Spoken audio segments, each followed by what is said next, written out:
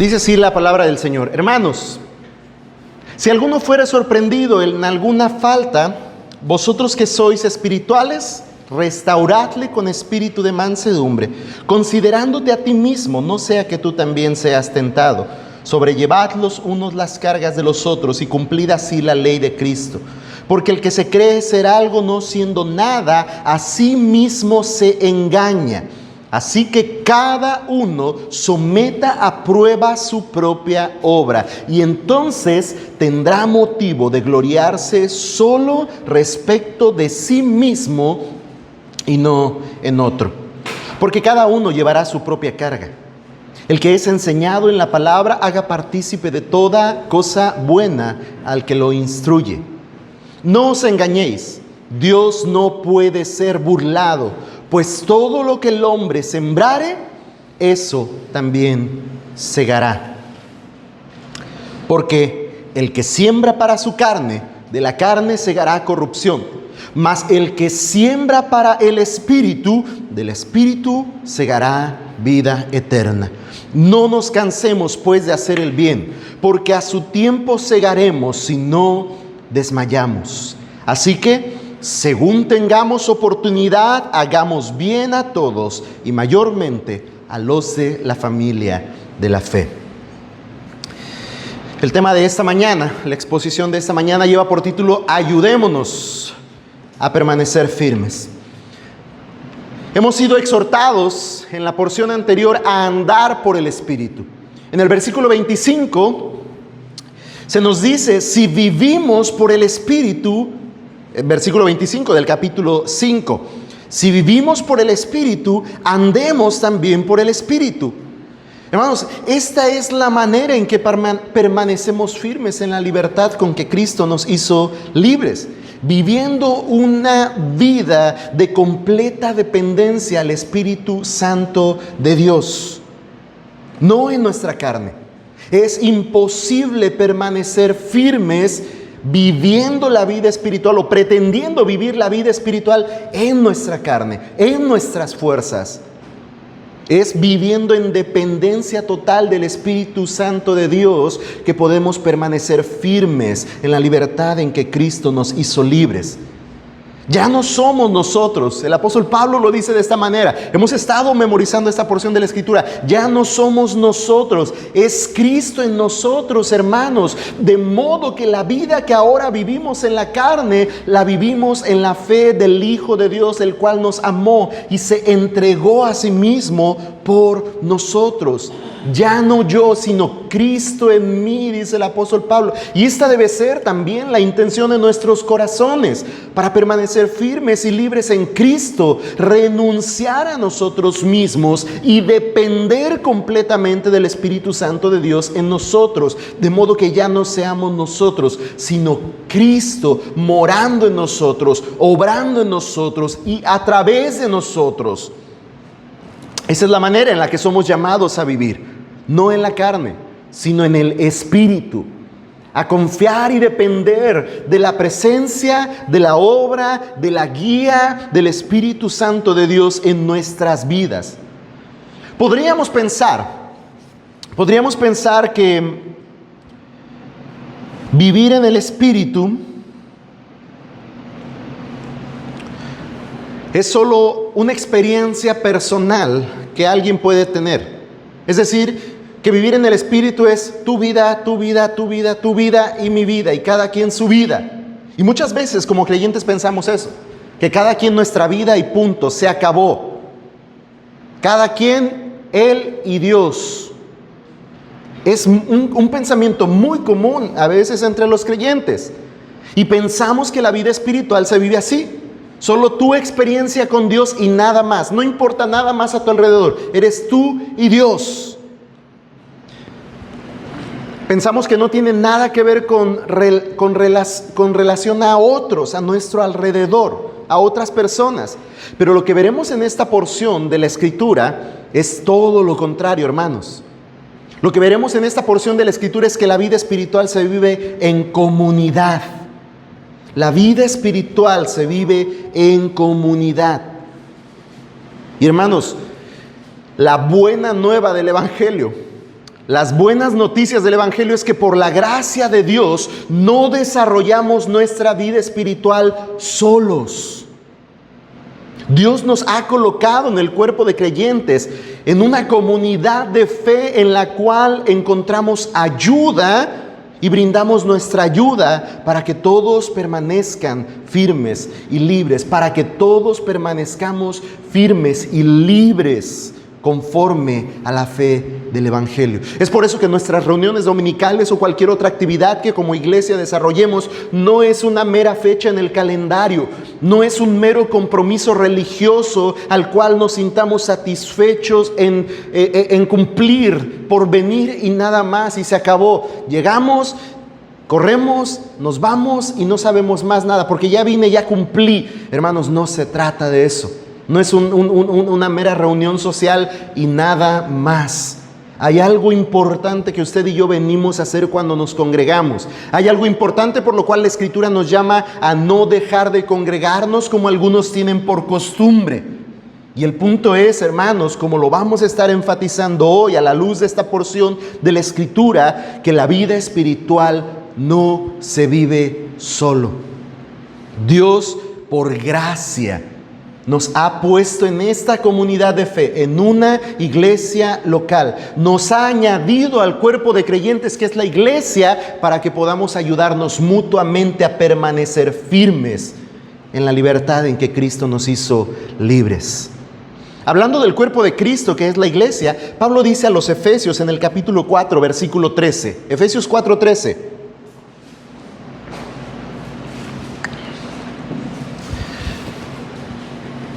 Vea cómo no hay un tono individualista, no hay un cada quien, hay como pueda, llega, no hay un tú y Dios y no pasa nada, no importa más nada alrededor.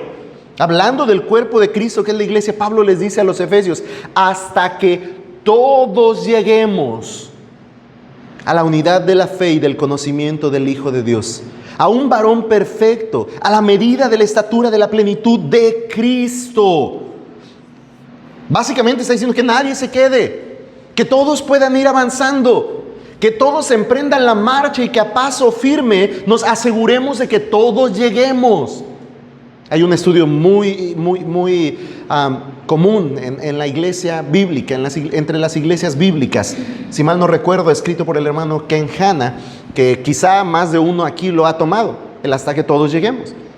Este estudio de discipulado cristiano persigue esta intención, que a través de la enseñanza bíblica y de la formación doctrinal todos crezcamos en el conocimiento de Cristo y todos avancemos en nuestro caminar cristiano. Y la Escritura nos llama a esto. Por gracia Dios nos ha puesto en un cuerpo de creyentes para que podamos ser ayudados en esto. De modo que, aunque aún no llego a los principios prácticos, esta es una buena oportunidad para recordarnos, hermanos, y lo voy a enfatizar más en nuestros principios prácticos al final del sermón.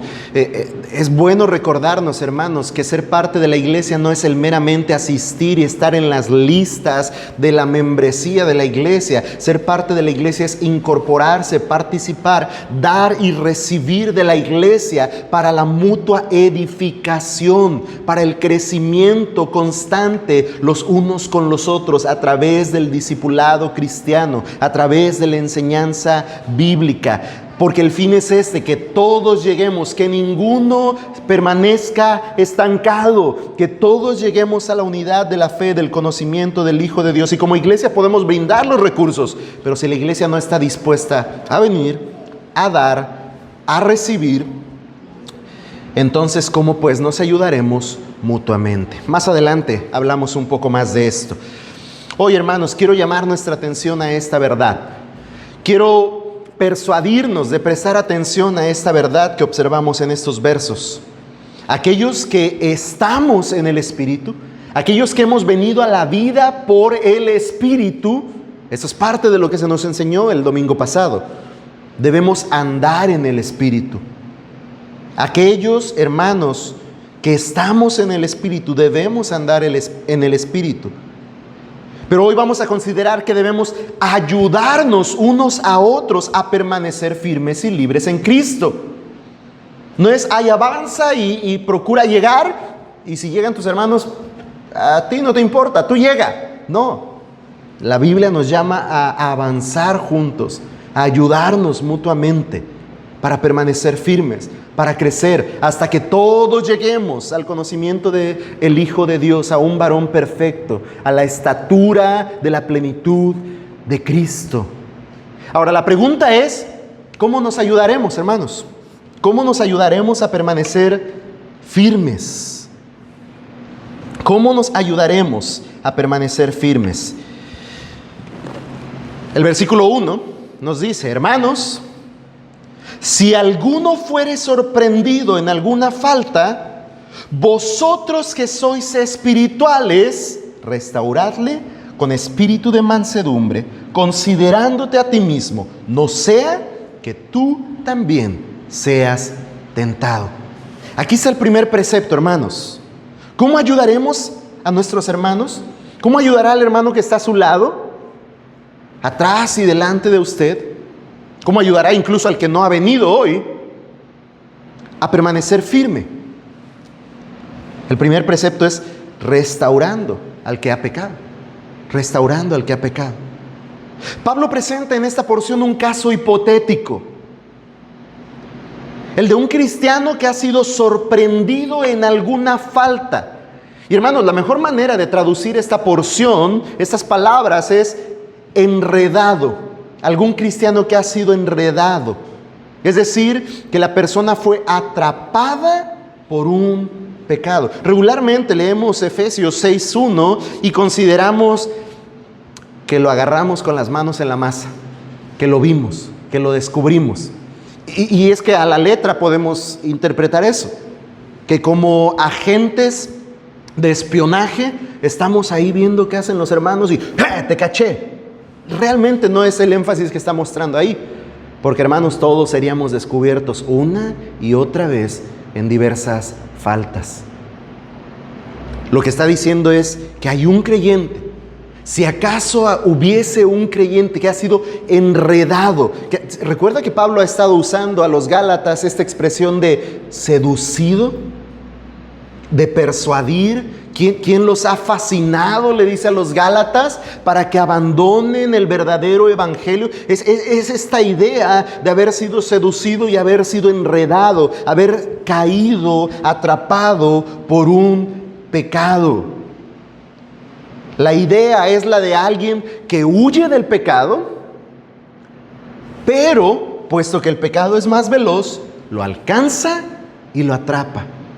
Es esta idea de alguien que está luchando contra el pecado. Es este que no se está conformando, que desea permanecer firme y libre en la libertad con que Cristo le hizo libre, pero el pecado lo ha cansado, lo ha atrapado y lo tiene enredado. Y entonces la instrucción que Pablo nos da es: deben ayudarse, deben ayudarlo.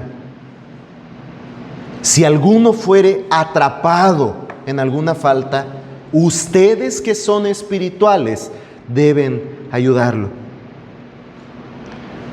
Como Santiago lo enseña en su carta, hermanos, iglesia del Señor, mentiríamos, escuche bien, mentiríamos si decimos que los creyentes que han venido a la vida por el Espíritu nunca más pecan.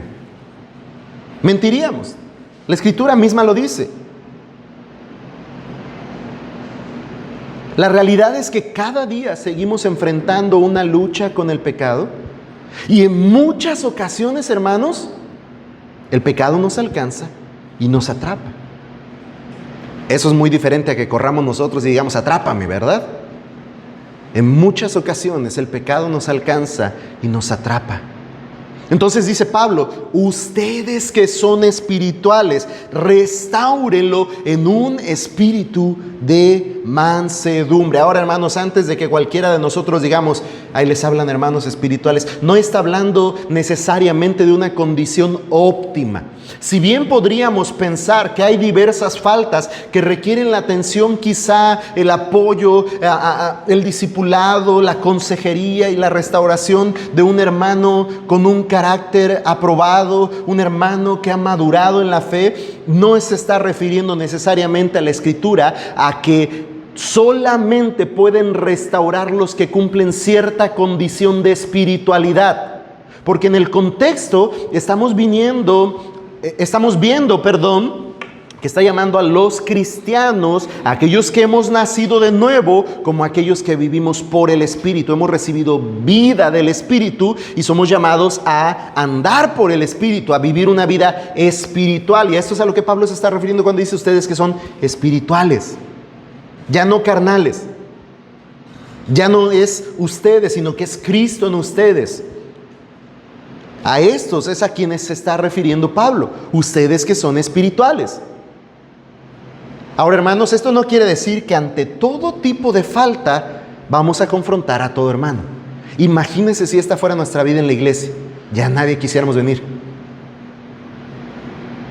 Hermano, te vi que dijiste que no te estabas durmiendo, y si te estás durmiendo, estás mintiendo. Te exhorto por pecador. No es esta idea, no es de que nos volvemos cazadores de los pecadores y andamos ahí detrás de los hermanos viendo. Con toda facilidad perderíamos cuidado de nuestra propia vida mientras estamos cuidando la vida de nuestros hermanos. Así es que no quiere decir que ante todo tipo de falta vamos a confrontar a todo hermano. Ciertamente debemos exhortar, debemos animar. Ciertamente si hay una falta en la cual podamos orar y alentar a nuestro hermano, pero la Escritura misma dice que que el amor cubre multitud de pecados.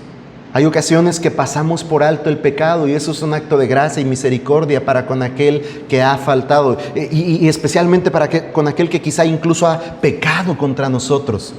Es un acto de gracia y misericordia el que nosotros podamos pasar por alto la ofensa. El texto habla específicamente, hermanos, de un creyente que está teniendo un hábito de comportamiento pecaminoso, el cual evidentemente no es capaz de vencer sin la ayuda y la intervención de aquellos que son espirituales. Es decir, este hermano se encuentra en un hábito de comportamiento pecaminoso del cual no librará fácilmente la batalla sin la ayuda de su familia de fe, la iglesia. Todos, hermanos, en algún momento de nuestras vidas enfrentamos una lucha como esta, que a no ser por la ayuda de nuestros hermanos en Cristo, no podemos salir bien librados de esa. Que nos hemos enredado, que hemos quedado atrapados por el pecado y hemos caído en una conducta de comportamiento pecaminoso, en un hábito de comportamiento pecaminoso. Podemos pensar en un problema de finanzas, de administración. Podemos pensar en un problema de hábitos destructivos. Podemos pensar en un problema de indisciplina. Podemos pensar, y los ejemplos serían varios, donde nos encontramos atrapados y necesitamos la ayuda de los que son espirituales para que nos digan: hermano, recuerda la palabra, recuerda el evangelio, recuerda lo que Cristo ha hecho por ti, recuerda la libertad que tienes en Cristo. ¿Cómo puedo ayudarte? ¿Cómo puedo servirte? Mira, yo pasé por una situación similar y por la gracia del Señor lo que hice fue esto. La Escritura me instruyó y las decisiones que tomamos como familia fue esto, y el Señor, con todo y los dolores, nos tomó de la mano, nos sacó y nos restauró. Y de esa manera nosotros podemos quizá ayudar a nuestros hermanos de una situación que de otra manera será imposible salga solo, sin la ayuda de su familia de fe.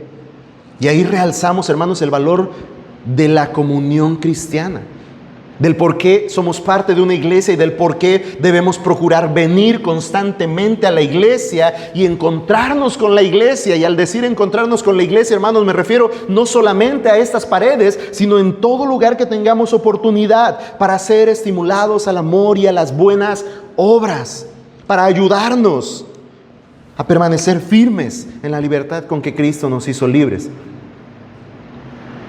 Alguien dijo: los cristianos no deben ser ni tan rápidos para criticar, ni tan temerosos para confrontar. Debemos ser compasivos, hermanos, pacientes y misericordiosos, pero no debemos titubear, no debemos temer en confrontar al hermano que ha sido atrapado por el pecado. No, pues él y su vida, él y Dios. Hermano, ¿que no le amas? ¿Que no es tu hermano en la fe? ¿Que no eres llamado, tú que eres espiritual, a restaurarle? Y es lo que la Escritura nos está diciendo. El verbo empleado por Pablo para restaurar nos brinda una imagen muy interesante sobre la responsabilidad que tenemos como iglesia de ayudar a restaurar al que ha pecado. El verbo que Pablo usa aquí es catartisdo. Y era el término que se usaba para poner en su lugar un hueso dislocado. Si usted se ha dislocado alguna vez un hueso, sabe que esto produce dolor. Hay sufrimiento en el cuerpo cuando un hueso no está en su lugar.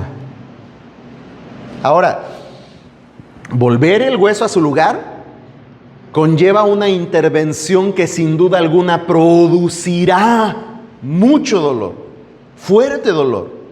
Pero hermanos, tras ese dolor terminará dando un alivio al cuerpo.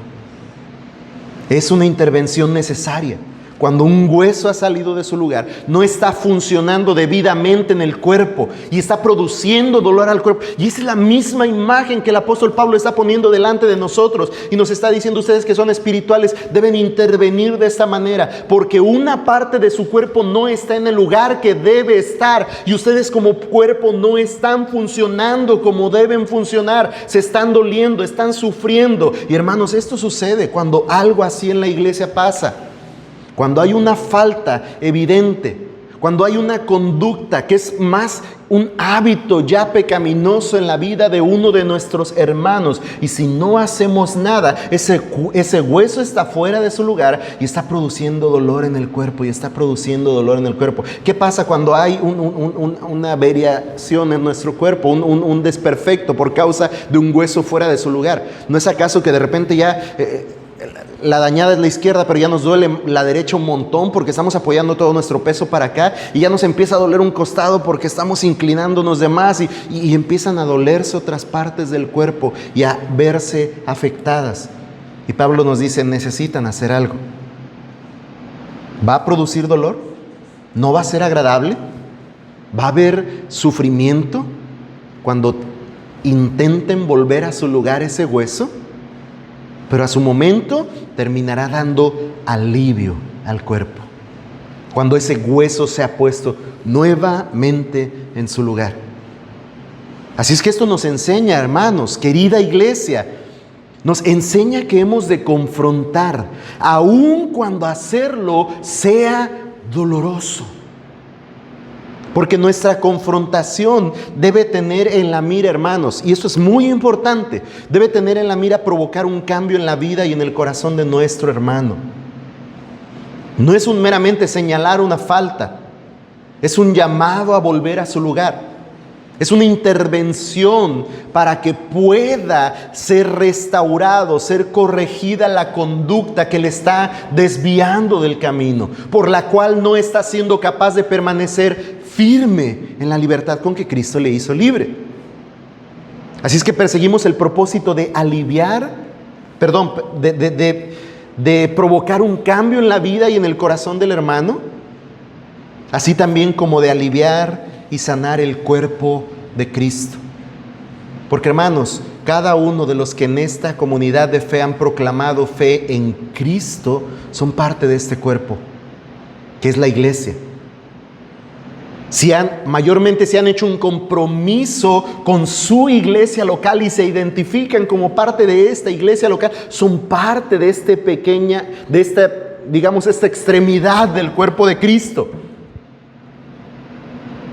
Y si ese hermano no está conduciéndose correctamente y no está permaneciendo firme, todo el cuerpo se va a doler. Y entonces necesitamos ayudarnos mutuamente. Mas el apóstol Pablo, hermanos, nos instruye a hacerlo con una actitud humilde, en un espíritu de mansedumbre, dice Pablo. Y eso tiene que ver con estar bajo el control de Cristo, conforme al carácter mismo de Cristo, teniendo, hermanos, evidentemente una clara evaluación de nuestra vulnerabilidad. Pues así como el hermano al que deseamos restaurar ha pecado, hermanos, nosotros también podemos hacerlo. Entonces también necesitaremos que otros nos ayuden. Y cuando nosotros deseamos con amor restaurar al que ha sido enredado en el pecado, no podemos olvidar nuestra vulnerabilidad. No podemos dejar de ser misericordiosos y compasivos, porque seguramente es la misma manera en la que nosotros también quisiéramos ser tratados cuando hemos sido enredados por el pecado. Cuando nosotros necesitemos ser restaurados, hermanos, desearemos que nos traten con amor, con misericordia, con gracia. Así que en ese mismo espíritu debemos tratar con aquel hermano que necesita nuestra ayuda, porque ha sido enredado por el pecado. Hermanos, de verdad, es muy doloroso cuando buscando la restauración del creyente, la iglesia tiene que tomar acción y exhortar y alentar y llamar al arrepentimiento a un hermano. Pero es grande el gozo cuando este creyente vuelve su vista al Evangelio de la gracia y recuerda aquellas verdades por las cuales por la fe fue puesto en libertad y vuelve a la libertad en que Cristo le hizo libre y es rescatado de ese enredo de pecado que le estaba llevando a hábitos pecaminosos que estaban dañando no solamente su vida, sino la de su familia y la de la familia de la fe. Qué grande gozo cuando un creyente dice: hermano, entiendo lo que estoy haciendo, reconozco mi pecado, ayúdenme. Aunque no siempre es la respuesta que recibimos. Pero somos llamados, independientemente de la actitud o la respuesta que haya en aquel que ha sido enredado por el pecado, a nosotros restaurar, buscar restaurar al que ha pecado. ¿Dolerá? Sí. Pero si tu hermano te oyere, dice la Escritura, has ganado a tu hermano. Has ganado a tu hermano. Qué gran bendición en esta labor. Tan noble labor que el Señor nos ha dado a la iglesia, a la comunidad de creyentes. No es una mera y sola labor de un servidor como pastor. Ustedes que son espirituales, restauren al hermano que ha sido enredado en pecado. Quizá, hermanos, muchas veces el acto de mayor misericordia y gracia que tengamos con el hermano sea no hacer público lo que estamos con él tratando. Pero a veces, antes de restaurar, todo el mundo ya sabe, menos el hermano que queremos restaurar. Por eso es que, si no es necesario, no vaya nadie más y vaya usted con el hermano. Podríamos ir a estos puntos que el mismo apóstol Pablo enseña también en cuanto a la restauración del hermano, pero nos entretendríamos mucho. Vamos al verso 2. ¿Cómo nos ayudaremos a permanecer firmes? Hemos dicho ya restaurando al que ha pecado. El segundo precepto es llevando las cargas de los otros. Llevando las cargas de los otros. Versículo 2 y voy a leer hasta el verso 5. Sobrellevar los unos las cargas de los otros y cumplid así la ley de Cristo. Porque el que se cree ser algo, no siendo nada, a sí mismo se engaña. Así que cada uno someta a prueba su propia obra y entonces tendrá motivo de gloriarse solo respecto de sí mismo y no de otro, porque cada uno llevará su propia carga. Hemos visto a través de esta carta que lo que el legalismo religioso estaba haciendo para con estos creyentes en Galacia era poner sobre sus hombros cargas difíciles de llevar. Esta misma acusación Jesús la había hecho contra los escribas y fariseos en Mateo 23. Porque están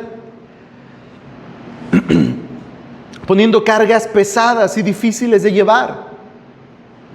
Porque atan cargas pesadas y difíciles de llevar y las ponen sobre los hombros de los hombres, pero ellos ni con un dedo quieren moverlas. Eso es lo que los judaizantes estaban haciendo con los gálatas. Estaban poniendo una carga difícil de llevar sobre los hombros de estos creyentes gentiles gálatas. Una carga que ni siquiera ellos eran capaces de llevar. Por razón misma del propósito de la ley que Dios había dado a su pueblo. Que no era para justificar, que no era para salvar. Pero ahora estos nuevos supuestos maestros de la Biblia estaban diciendo a los Gálatas recientes creyentes, por decirlo de esta manera, han creído en Cristo, muy bien, ahora tienen que, y ahí va el peso grande, cumplir con todas estas cosas. Ya creyeron en Cristo, ahora tienen que hacer todas estas cosas si quieren verdaderamente recibir el favor de Dios. Si quieren ser justificados, si quieren ser salvados, está bien si creyeron en Cristo, pero también tienen que hacer todo esto. Y ha sido la postura firme de Pablo en toda la carta. No, hermanos, ese no es el Evangelio. Esa no es la verdad. Estaban imponiendo cargas difíciles de llevar. Jesús acusó a los fariseos, a los escribas de esto, de esta misma actitud de poner cargas difíciles de llevar y enfatiza. Ellos ni con un dedo querían moverlas. Así es que Pablo hace ver a los Gálatas que si ellos han de ayudarse unos a otros a permanecer firmes y libres, al contrario de estos legalistas religiosos, hermanos, ellos han de llevar las cargas los unos de los otros. La idea de este deber en el cuerpo de Cristo es que hombro a hombro, hermanos, hombro a hombro se soporta el peso de la carga de cada miembro. Esa es la idea. Que usted y yo, en esta comunidad de fe, nos volvamos un pilar, un soporte.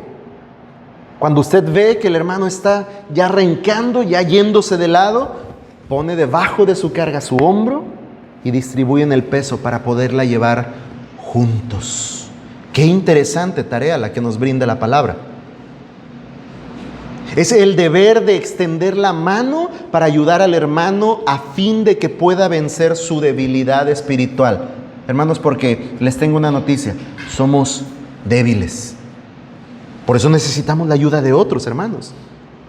En el contexto del pasaje, a esta carga principalmente es a la que Pablo se está refiriendo. Porque pudiéramos pensar en cargas en cuanto a los niños rebeldes que tiene el hermano, aunque ciertamente pudiera convertirse en una de estas cargas pesadas y difíciles de llevar, pero quiero pensar en algunas cargas que de hecho más adelante lo va a mencionar Pablo, que cada uno es capaz de llevar y que cada uno debe llevar por sí mismo.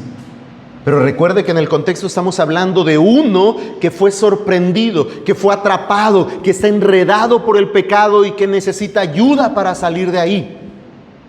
Y dice entonces, soporten su carga, ayúdenle a llevar su carga, no lo dejen solo. Hermano, ahora, una parte es lo que la iglesia somos llamados a no dejarle solo. Otra parte es la de usted no se deje solo. Porque muchas veces cuando estamos llevando una carga difícil de llevar, nos alejamos. Nos olvidamos que tenemos una comunidad de fe con la cual podemos ayudarnos. Haciendo esto, Pablo dice que los creyentes cumplen la ley de Cristo. Es la misma idea que Pablo ha expuesto en el verso 13 y 14, allá en el capítulo 5. Porque ustedes, hermanos, dice Pablo, a libertad fueron llamados, solo que no usen la libertad como pretexto para la carne, sino sírvanse por amor los unos a los otros. Porque toda la ley, dice, en una palabra se cumple en el precepto: amarás a tu prójimo como a ti mismo. Es la misma idea la que Pablo está exponiendo ahora aquí. Haciendo esto, dice Pablo, cumplimos la ley de Cristo. Esa es una manera práctica, hermanos, iglesia, de mostrar el amor por nuestro prójimo. Sirviendo por amor los unos a los otros, servimos a nuestros hermanos en amor al ayudarles a llevar su carga. Esa carga que no están siendo capaces de llevar solos. Y llegamos nosotros corriendo valientemente, obviamente dotados por la gracia del Señor, porque no somos tan valientes, casi somos tan valientes como lo es aquel que está cargando solo, Pero la idea es que soportamos el peso, aligeramos la carga y distribuimos la carga entre toda la iglesia, el cuerpo de Cristo. Los creyentes, los que somos espirituales. La idea de ayudarnos llevando la carga, hermanos, enfatiza el hecho de que nadie puede estar firme solo. Por eso es que la exhortación de no alejarse de la iglesia, de no dejar de congregarse, de permanecer unido al cuerpo de Cristo es constante en toda la Escritura y es una exhortación presente cada tiempo mientras la iglesia se reúne. Porque es una mentira que usted y Dios solos en su casa, vivir la vida espiritual que Dios la llama. Es una mentira, es una completa mentira. Nadie puede permanecer firme solo, alejado de una comunidad de fe. La imagen más común que he escuchado al pensar en esto es la de esa hoguera que contiene todos sus carbones encendidos al rojo vivo, brindando calor y luz en todo su entorno. Pero cuando uno de esos carbones es apartado, uno de esos leños es apartado, aun cuando sale de la hoguera al rojo vivo, impartiendo calor y aún dando un destello de luz, al poco tiempo de estar apartado de esa hoguera comienza a extinguirse su fuego, a consumirse su calor, a apagarse su llama por completo. Necesita estar junto a los demás leños y seguir recibiendo calor y juntos intensificar la luz. Hermanos, esa es la labor de la iglesia. Por eso es tan importante la iglesia para cada uno de nosotros como creyentes. Esa es una razón de peso de cuando sus hijos le dicen, ¿por qué tenemos que ir a la iglesia? Es por esto. Porque no podemos caminar solos. Porque no podemos permanecer firmes solos. Porque necesitamos a nuestros hermanos, porque nos necesitamos unos a otros, hermanos. No es un mero formalismo cristiano o religioso, no es un mero ven los domingos para que cumplas y Dios te vea con agrado, no. Somos parte de un cuerpo donde nos necesitamos mutuamente, donde venimos para ayudar y ser ayudados. Hermanos, la iglesia es de gran valor. La iglesia es de suma importancia para la vida del creyente. No es una mera tradición. No se conforme con venir y cumplir y ya. Interésese por los demás. Busque a los demás. Siéntese con los demás. Ría con los demás. Llore con los demás. En un momento hablo un poquito más de esto. Pero, hay un pero. Hay un pero que nos aleja del cumplimiento de este deber. Alguien dijo, no podemos sobrellevar las cargas de otros a menos que tengamos una correcta imagen de nosotros mismos basada en el Evangelio. Ahí es cuando nos imposibilitamos a llevar las cargas de otros. Ahí es cuando nos imposibilitamos a restaurar al hermano que ha sido enredado por el pecado. Cuando no tenemos una correcta imagen de nosotros mismos basada en el Evangelio de la gracia. Porque, hermanos, en el momento que olvidamos cuán necesitados de gracia somos, en el momento que olvidamos cuán débiles somos, cuán imperfectos somos, es en ese momento que nos alejamos de la posibilidad de cumplir con esta responsabilidad de ayudar a nuestros hermanos. Y nos volvemos muy severos contra el hermano que ha pecado. Y empezamos a poner cargas muy difíciles de llevar sobre los hombros de aquel que necesita que nosotros le ayudemos a llevar su carga. Porque olvidamos nuestra condición vulnerable. Porque olvidamos nuestra necesidad de gracia y misericordia. Porque olvidamos que así como nuestro hermano, también nosotros ha habido o habrá un momento en el que necesitemos la ayuda de nuestros hermanos. Un comentario bíblico dice, aquel que se mira a sí mismo en el espejo de la conducta de otra persona, se contempla a sí mismo favorablemente, hermanos, y esto es un error. El que usted mire a su hermano que está enredado en pecado y diga, ay, qué bueno que no soy como él. No, pues yo no ando tan mal. Ve nomás esos hijos, ve nomás esa esposa, ve nada más esa familia, ve nada más ese hogar. Ay, qué bueno, Señor, que no soy tan pecador como aquel. ¿Le suena esta historia? Cuando quizá lo que simplemente necesitamos es: Señor, sé propicio a mí, pecador. Y en esta condición mansa y humilde podamos ayudar a nuestros hermanos. Así que Pablo nos dice, hermanos, como a los Gálatas: cada uno examínese. Cada uno examine su propia obra. En vez de compararnos con otros, debemos dar un paso atrás, hermanos, y echar un buen vistazo a nosotros mismos, a nuestra propia vida, a nuestra propia obra, a nuestros logros. Y verá, hermanos, que cuando hacemos esto, que cuando consideramos correctamente, conforme al Evangelio, nuestra propia condición, entonces tendremos motivo de gloriarnos en lo que Dios ha hecho en y a través de nuestras vidas. Aquí es donde glorificaremos al Señor, porque no somos nosotros, ha sido Cristo en nosotros. El apóstol Pablo dice: por la gracia de Dios soy lo que soy, mas no yo. Es Cristo, es la gracia de Dios en nosotros.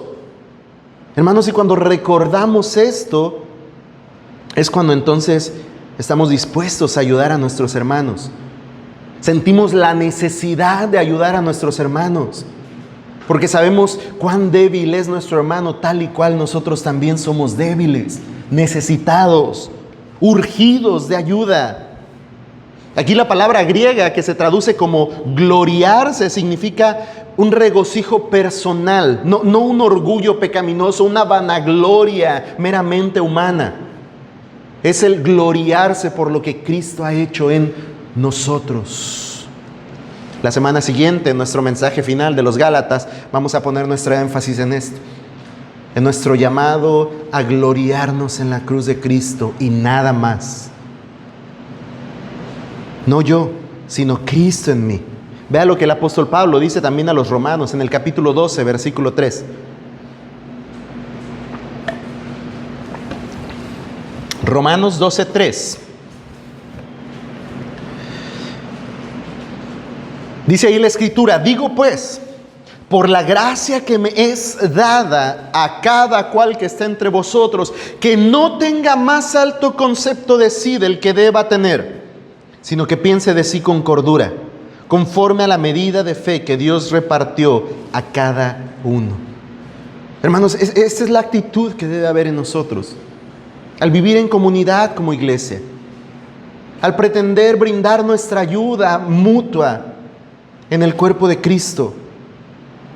Que nadie tenga más alto concepto de sí del que deba tener. No olvide de dónde le rescató el Señor. No olvide con cuánta gracia le ha tratado Cristo. No olvide con cuánto amor y misericordia el Señor nos ha brindado su auxilio oportuno. No olvide cuán inmerecedor usted y yo éramos. No olvide el precio que merecíamos pagar por nuestro pecado. Y si nosotros tenemos un concepto correcto de nosotros mismos conforme al Evangelio, hermanos, eso nos brindará un corazón amoroso, misericordioso y compasivo para ayudar a nuestros hermanos a llevar su carga, para ayudar a nuestros hermanos y restaurarle cuando han sido enredados por el pecado. Este es un fundamento sólido, hermanos, en la Escritura para la restauración cristiana, para la disciplina eclesiástica, hermanos. Es una exhortación con el propósito de restaurar, de ayudar a llevar la carga. De repente parece entonces, ya que nos acercamos al final de estos versos, de repente parece que Pablo se contradice al decir: porque cada uno llevará su propia carga. Por fin, Pablo, ¿les ayudamos o no les ayudamos? ¿Llevamos su carga con ellos o que cada uno lleve la suya? Hermanos, esta aparente contradicción, y digo aparente contradicción porque no hay contradicción alguna en la Escritura. Tenga por seguro esto y afirme por la fe que la Escritura no se contradice en ningún solo aspecto. Esta aparente contradicción se puede aclarar por la palabra carga en el idioma original. En el versículo 2, carga es varos y tiene el significado de una carga pesada, que es muy difícil de llevar. Ya hemos hablado de esto. Una carga muy pesada y difícil de llevar. Y hermano, en algún tiempo de nuestra vida vendrán tentaciones o problemas que serán varos, cargas difíciles de llevar, muy difíciles de llevar. Por esta razón, como creyentes tenemos que estar dispuestos a buscar ayuda y que los hermanos nos ayuden. Y es importante estos dos lados, hermanos, estar dispuestos a buscar ayuda y permitir que se nos ayude. La palabra griega en el verso 5, y aquí se aclara la aparente contradicción, la palabra griega en el versículo 5 es fortión, y tiene el significado de un paquete pequeño, una carga más pequeña.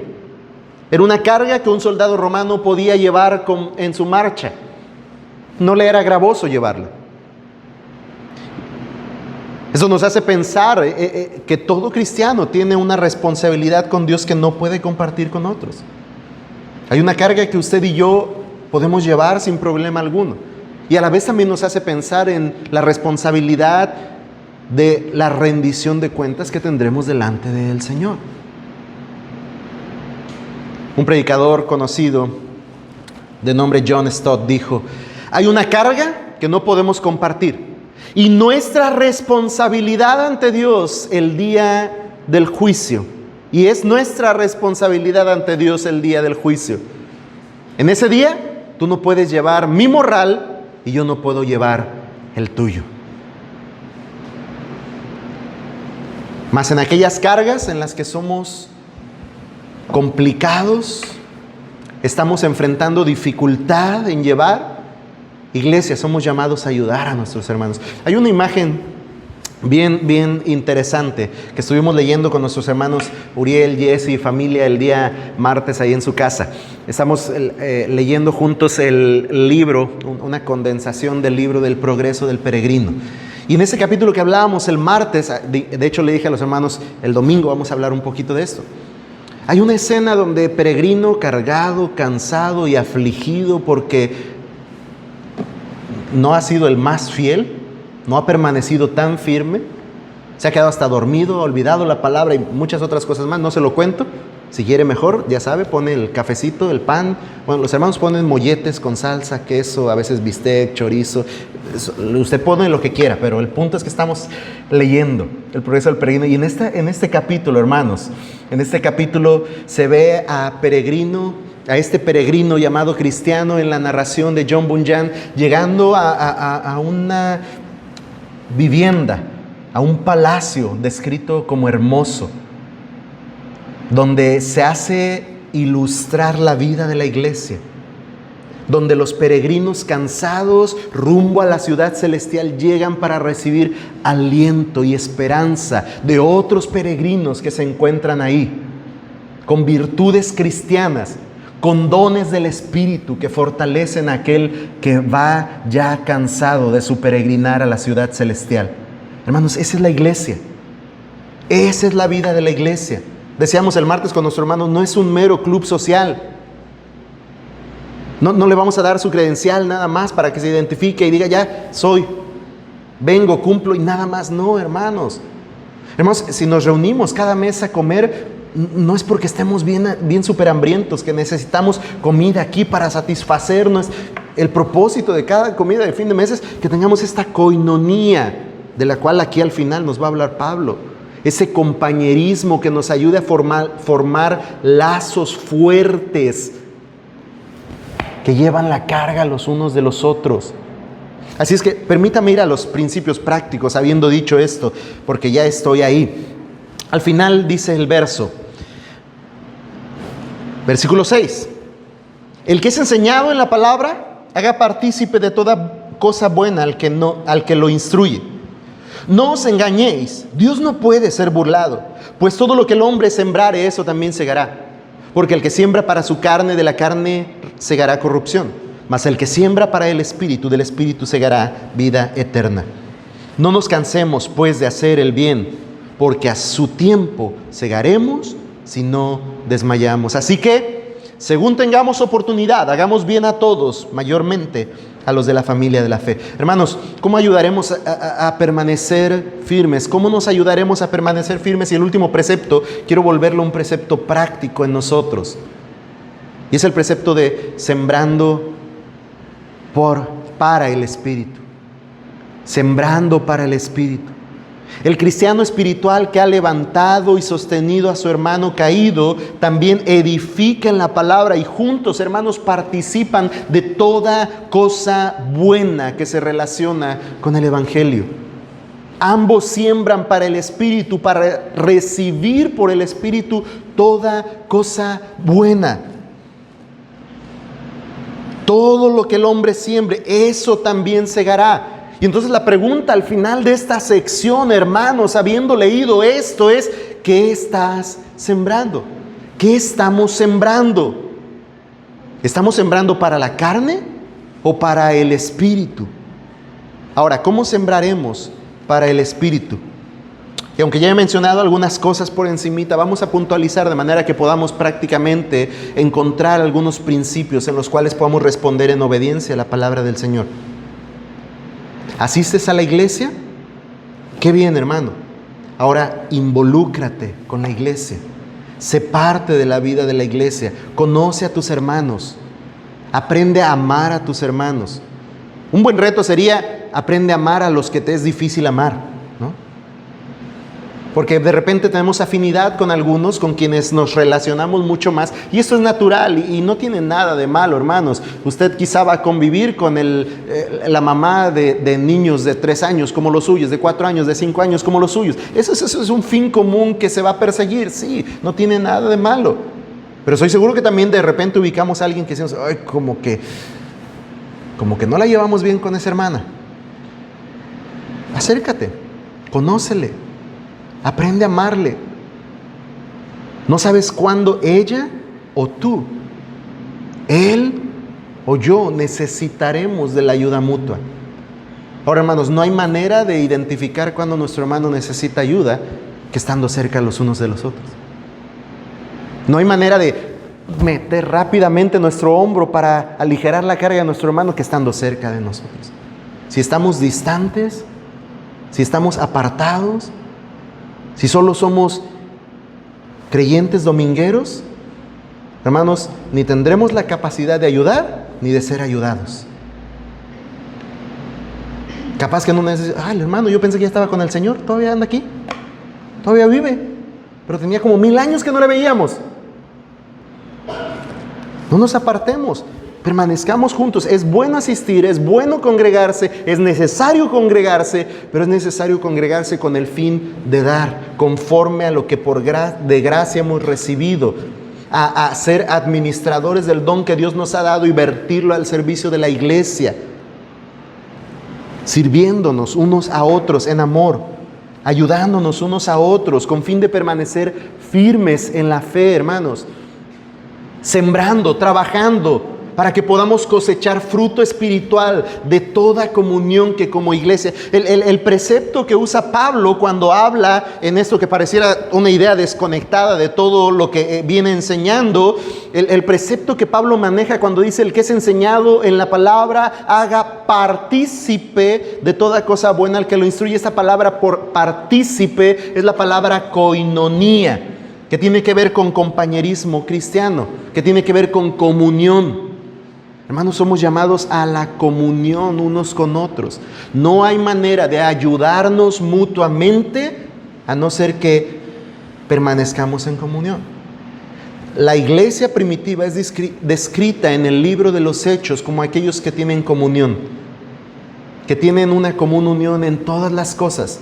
Incluso habla de una acción que les lleva a despojarse de sus bienes materiales para suplir las necesidades de los que no tienen. Y es esta idea que vemos también plasmada por Pablo en esta última sección, exhortándonos no solo a ser parte, sino involucrarnos como parte, a servir a nuestros hermanos, ayudar a nuestros hermanos, a hacer el bien a todos, mayormente a los de la familia de la fe. Hermanos, de alguna manera, la iglesia de Cristo se vuelve una prioridad para el que está en Cristo. Tenemos un deber y un llamado en ayudar a los hermanos que están en la fe, para que permanezcan al igual que nosotros somos llamados a permanecer firmes y libres en Cristo.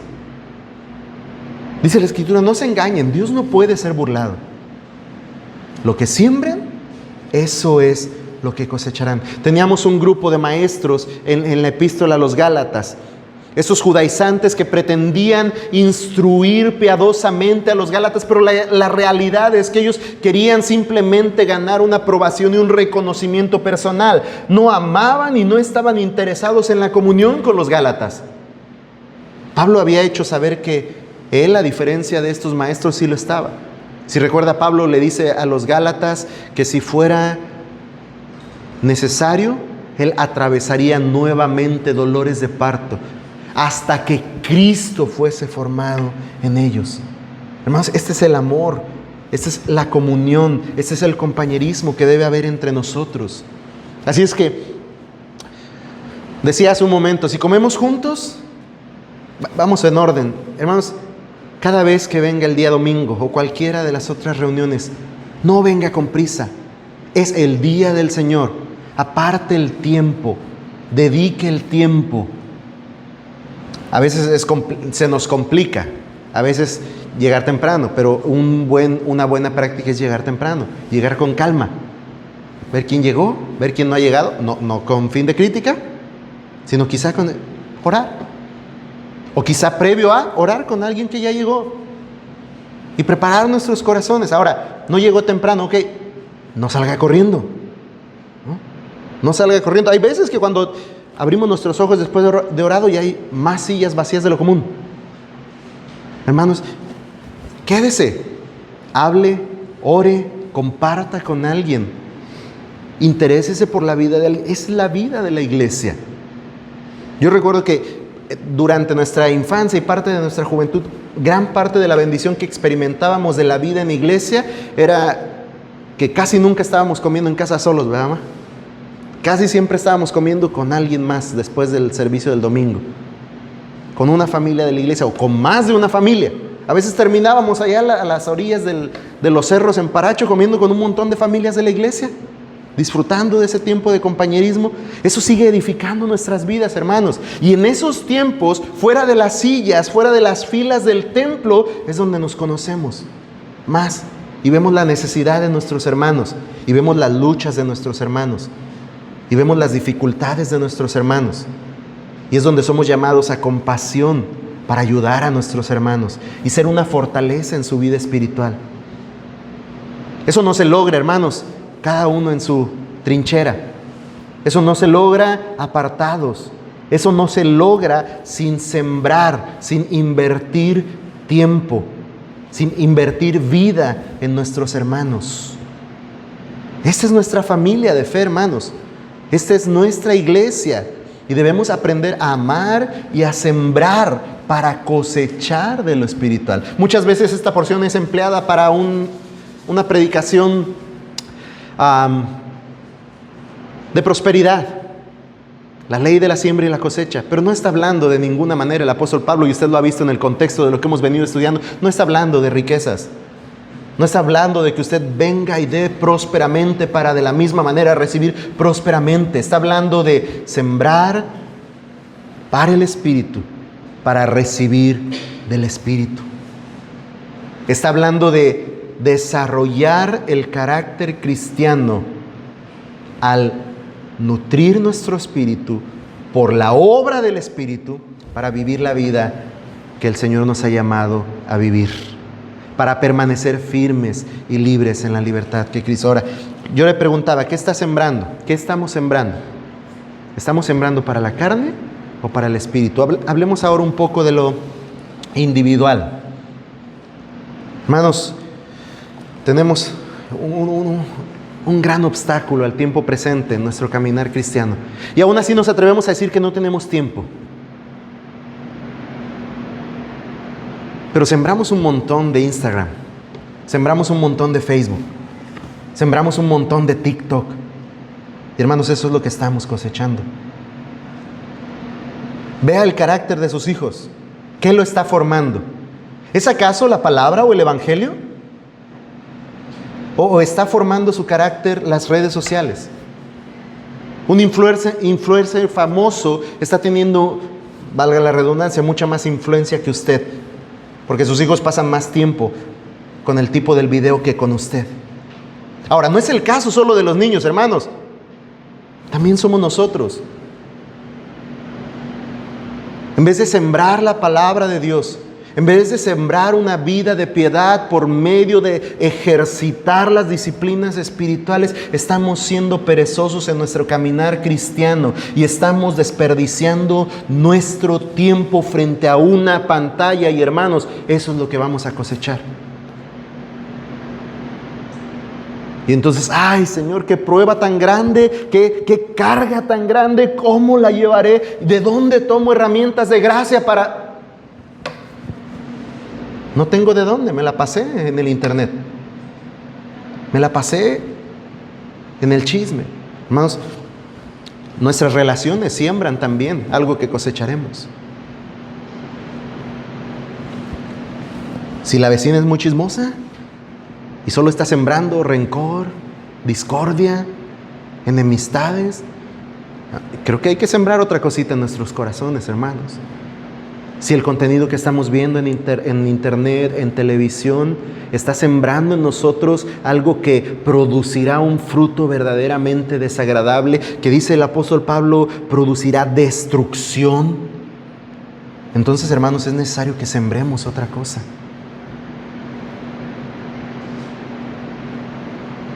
Lo que estamos haciendo los martes con nuestros hermanos Domínguez Sánchez, por apellido a lo mejor no les ubica porque hay un montón de Domínguez, pero con la familia de nuestro hermano Uriel, lo que estamos haciendo es algo, hermano, que yo le animo a que pueda hacer. Aparte un día, cuando menos en la semana, para estimularse unos a otros en familia y sembrar en buena tierra la palabra del Señor. Nosotros estamos leyendo el progreso del peregrino porque es una alegoría de la vida cristiana. Y en muchas ocasiones nos lleva, más bien en toda ocasión nos lleva a la palabra, a pensar en el evangelio. Hermanos, pero quizá ni personalmente, mucho menos familiarmente, estamos dedicando tiempo para sembrar la palabra en nuestros corazones, para sembrar hábitos, disciplinas espirituales que nos ayuden a crecer, a estar firmes y a cosechar fruto que glorifique al Señor. Es imposible que veamos en nuestras vidas el fruto del Espíritu si estamos sembrando para la carne, hermanos. Si estamos sembrando para la carne, cosecharemos para la carne. Pero si sembramos para el Espíritu, segaremos, hermanos, también, cosecharemos para el Espíritu. No nos engañemos, hermanos, Dios no puede ser burlado. Y en esta exhortación final Pablo nos dice, así es que no se cansen de hacer el bien, porque a su tiempo segarán si no desmayamos. Así que según tengamos oportunidad, hagamos bien a todos, mayormente a los de la familia de la fe. Usted pone la semilla y está observando la tierra. No hay nada. Otro día más, no hay nada. Otro día más y ya hasta la tierra se ve más árida y no hay nada de fruto. Y de repente la espera parece cansada y de repente parece que la espera realmente es infructífera. No se canse. Ahora, ¿ya sembró? Eche agüita, abone, quite la maleza, dedique tiempo y a su tiempo cosechará. Y a su tiempo cosechará. Pero hermanos, si perdemos nuestro tiempo, si no sembramos para el Espíritu, entonces estaremos sembrando para la carne. Y hay dolor, y hay destrucción, y hay división cuando sembramos para la carne. Y ese principio no solo es aplicable en su vida, en lo personal, sino también en nuestra iglesia. No seremos capaces de ayudarnos unos a otros, no seremos capaces de restaurar al que ha pecado, no seremos capaces de llevar la carga del que está llevando una carga muy pesada, si nosotros no estamos sembrando para el Espíritu en nuestras vidas. Que el Señor nos ayude y nos brinde su gracia para vivir conforme a su verdad. Que el Señor nos ayude, hermanos, a sembrar para el Espíritu, a priorizar en esto. Que el Señor nos ayude, hermanos, y nos enseñe a amarnos más, a servirnos en ese amor, a restaurarnos unos a otros. Hermanos, yo se lo pido con todo el corazón. Cuando vea que estoy siendo atrapado por el pecado, ayúdeme. Ay, es que si el hermano se molesta, es mejor a que el hueso salga completamente y produzca más dolor. Hermano, si puedo servirle en algo y puedo ayudarle, no tema decir, ayúdeme, hermano. O con su hermano que está al lado. Acérquese y busque la ayuda de su iglesia, del cuerpo de Cristo. Para eso hemos sido conformados en esta iglesia. No es un mero venir y nada más, no. Nos necesitamos unos a otros. Nos necesitamos, hermanos. En lo que pueda servirle. Yo sé que no soy el único de entre las filas hoy que puede decirle, estoy para ayudarte. Estoy para consolarte, restaurarte, alentarte. Esa es la vida de la iglesia, hermanos. Gracias a Dios porque esa es la vida de la iglesia. Al final, cuando la Escritura nos dice que cada uno cosechará lo que sembrare, no es una connotación negativa. Más bien es una connotación positiva con fin de alentar. Siembra para el Espíritu, porque del Espíritu recibirás el fruto que glorifique al Señor. No nos cansemos, hermanos. No nos cansemos, iglesia. No nos cansemos, familia Ibets, de hacer el bien. Mayormente a los que están hoy ahí a su alrededor. O quizá mayormente a los que hoy no están en esas sillas que deberían estar ocupadas. No nos cansemos de hacer el bien. A su tiempo cosecharemos.